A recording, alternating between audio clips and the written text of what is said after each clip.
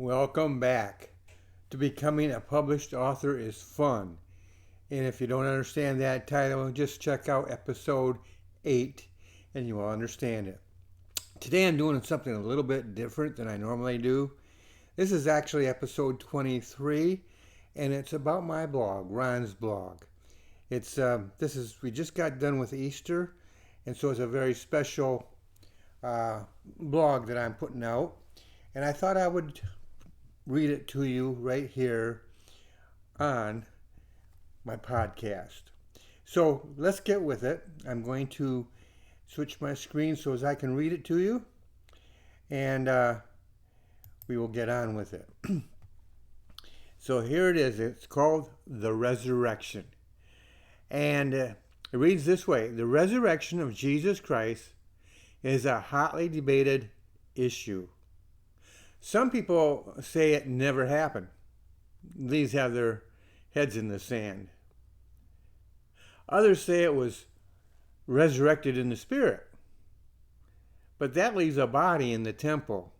And yet the temple, the tomb, has been and is empty. Still others believe that he was bodily resurrected and coming back. These people have a rock solid faith. Now, to be clear, I'm part of that group of people. I believe in the resurrection. But let's take a closer look. First of all, the cross. A literal reading of the Word of God leads to the belief that Christ was crucified on Wednesday and arose Sunday morning. Some people believe that he was crucified on Friday, and we celebrate the day, or they do actually, celebrate the day as Good Friday. This is not supported with Scripture unless you divide the days. Why? Well, simple math. You cannot get 3 days and nights, which comprise 72 hours, into 2 days, Friday and Saturday. The only way this is achieved is by dividing the days, which neither the context nor the actual wording support.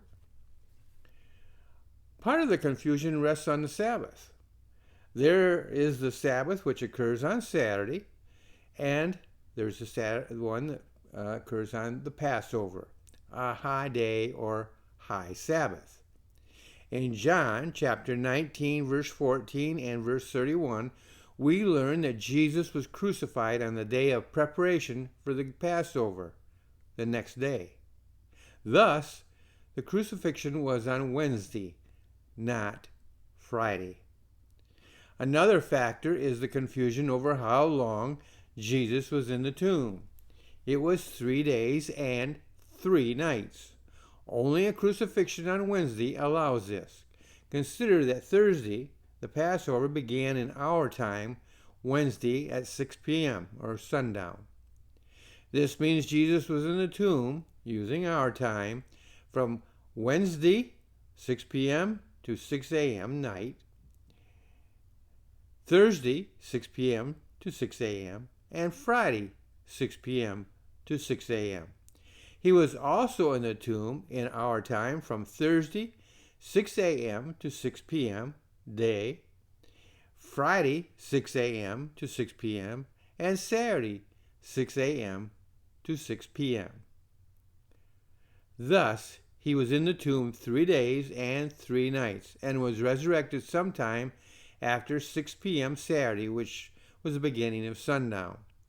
The stone was rolled away at dawn, not to let Jesus out, but to allow the women to look in.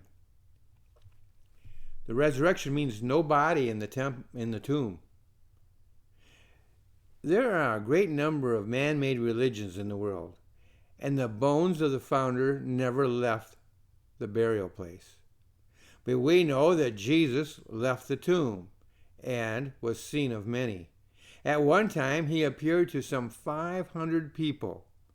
While it is possible to delude 1 or 2 people at the same time, it is not possible to delude 500 at the same time. The resurrection is absolute. Some deniers claim the resurrection is unimportant. That is because they think that Christianity is just another religion. But it is more than a religion. It is a relationship between God and man through the God-man Jesus Christ. If Christ was not resurrected, then he was buried and no longer lives. If he no longer lives, there is no hope for us. We are most miserable. Check out 1 Corinthians 15, verse 19. The resurrection is historical. After the crucifixion, Christ appeared to many people as noted above. It was the fact of the resurrection that empowered the early church to dig deep roots and survive the persecution that came. That led to the imprisonment of the apostles, and none of them recanted their belief in the resurrection. Look at this list. Peter, he was crucified upside down. Andrew, crucified on an X. Philip, crucified upside down. Thomas, stabbed with spears. Matthew, murdered after scolding a king. Bartholomew, skinned alive. None of these recanted in their belief in the resurrected Christ. You could add to that list Paul, who was beheaded. The church itself would have died quickly if the resurrection were a lie. Although the Jewish culture had always had Saturday worship, the church began worshiping on Sunday immediately. The only explanation is the resurrection. The Jewish sacrificial system was abandoned and disappeared shortly after the resurrection. While many reasons may be given, the only one that makes any sense is they are no longer needed. Jesus himself told the Pharisees that he would be raised. That's in John 2, verse 19. The resurrection was real and well documented. It is an historical fact that changed the world. Jesus Christ came to take out your sins and mine and to take them to the cross. There, he dismissed his spirit and died in our place. He was buried in a tomb and arose after 3 days and nights in the tomb.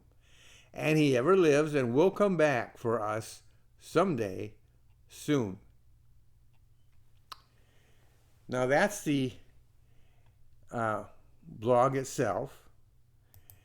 And I just want you to know that that is something that is very important to understand. The resurrection has been debated for a very, very long time. People who deny it basically have their head in the sand. Now, these are not stupid people.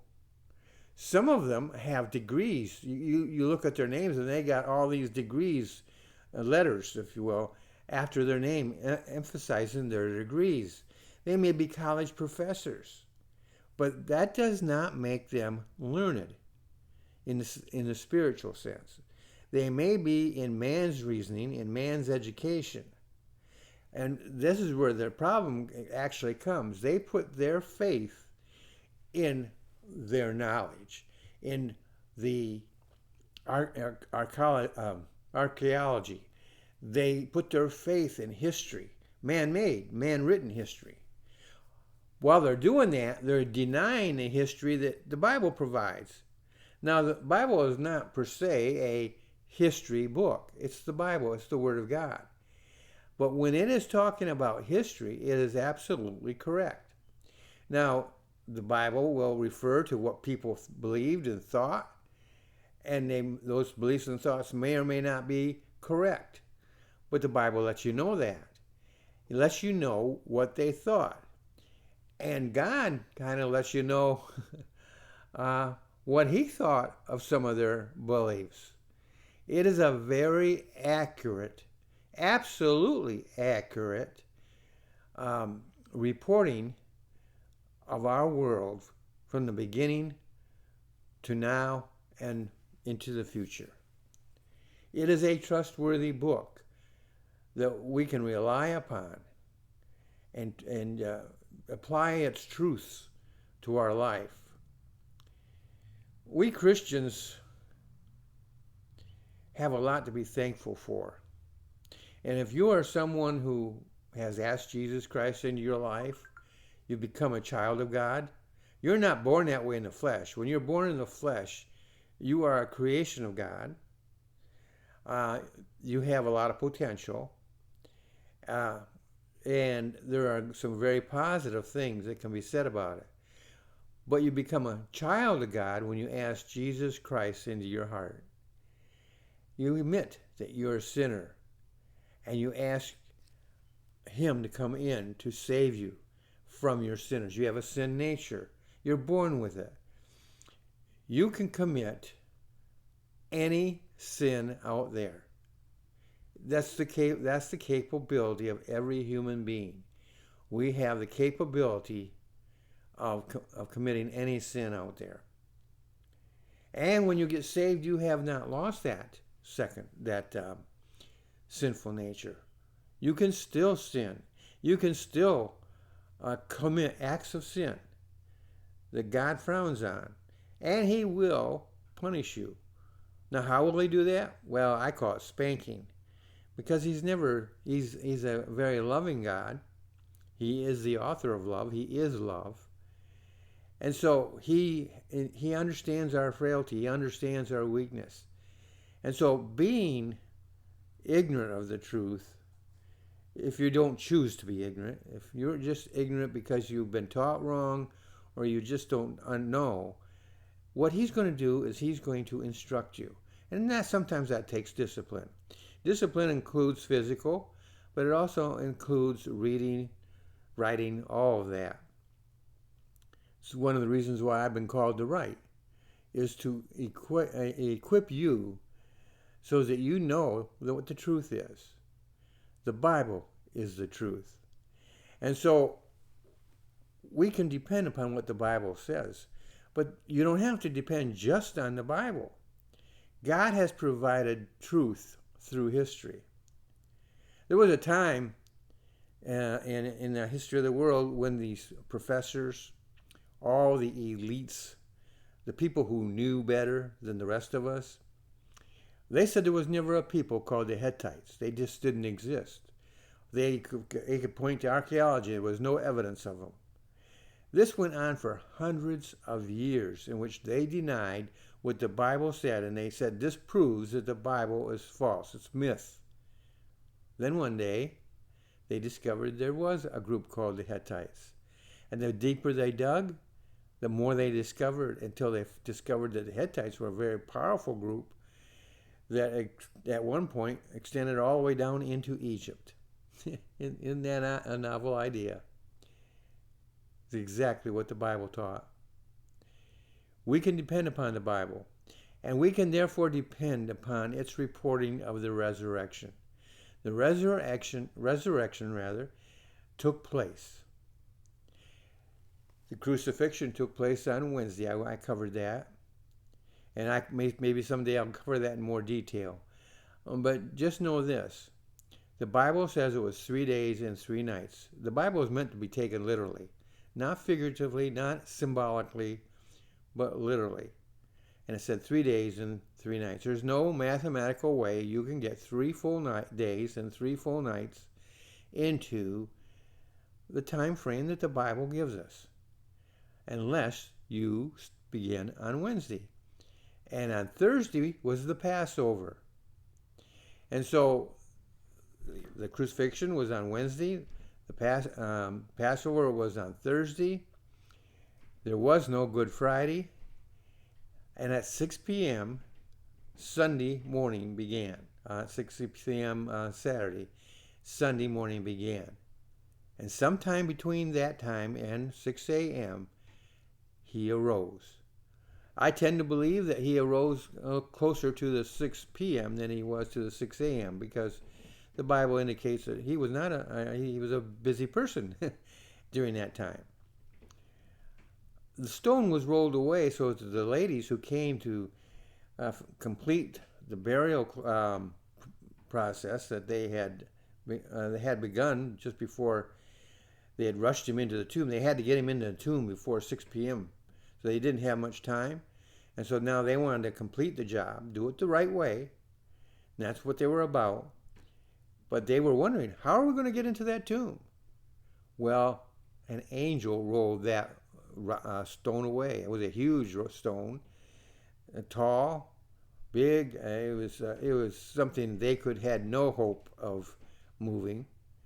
But the angel probably used a finger and moved that stone away from them so they could look in.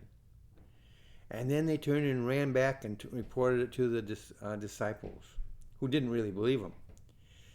Although Peter and John kind of believed him a little bit. And they ran to the tomb. Now, John was the younger. He got there first. But because he respected his older fellow disciple, Peter, he waited for him to catch up. And Peter then went in and saw the burial clothes. That's the way it happened. And that is something very special to you and to me. I hope and pray that this past Easter was a time that you worshiped God and you fellowshiped and you were so thankful for what He did for you. He took your sins and he suffered everything that you and I deserve to suffer. Very, very special. If you don't know Christ and you didn't receive Him this past weekend, this is the good news.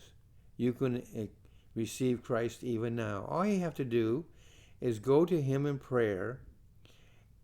Acknowledge that you're a sinner. That shouldn't be hard to do. Every morning you look in the mirror, you see a sinner. You were born that way. And you're headed for hell. That's a terrible place. Your friends may go there, but they won't be friends there. In fact, you may never even see them. You'll be seeing so much pain, and there must so much fire around you and all that stuff going on. You're not going to be aware of them. You're only going to be aware of your own pain for eternity. But you don't have to do that. You go and get down on your knees and ask Jesus Christ into your heart, and He will save you. And your sins will be buried with mine. And you will be a child of God. And then He has a whole lot of gifts and promises that He has made available for you. I'm still enjoying the gifts and promises that He's given me. And I discover new ones practically every day. And I rediscover old ones. And that is practically every day as well. I hope you have a great day. And I hope I've given you something to think about, to contemplate. And even in your career as a writer, you might think to yourself, well, then maybe God called me to write. And if He did call you to write, then He's equipped you. And if He's equipped you, He has a plan for you. Get busy with it. And watch this podcast and other posts that I put out there, and you will be able to learn how to be a better author.